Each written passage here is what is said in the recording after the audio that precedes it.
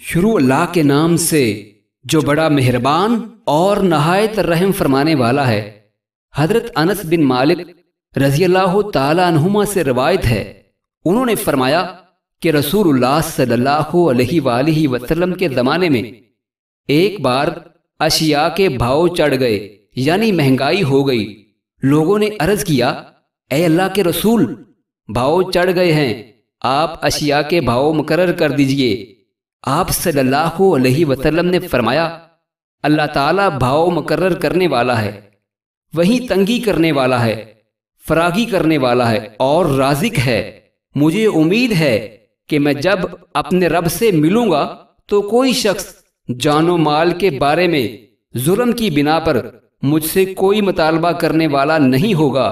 حضرت عثمان بن عفان رضی اللہ تعالی عنہ سے روایت ہے کہ رسول اللہ صلی اللہ علیہ وآلہ وسلم نے فرمایا، اللہ تعالیٰ نے ایک آدمی کو جنت میں داخل کر دیا، وہ بیچتے وقت بھی نرمی کرتا تھا اور خریدتے وقت بھی۔ حضرت جابر بن عبداللہ رضی اللہ تعالی عنہما سے روایت ہے کہ رسول اللہ صلی اللہ علیہ وآلہ وسلم نے فرمایا، اللہ تعالیٰ اس بندے پر رحم فرمائے جو بیچتے وقت نرمی کرتا ہے، خریدتے وقت نرمی کرتا ہے، اور جب تقاضا کرتا ہے تو نرمی کرتا ہے۔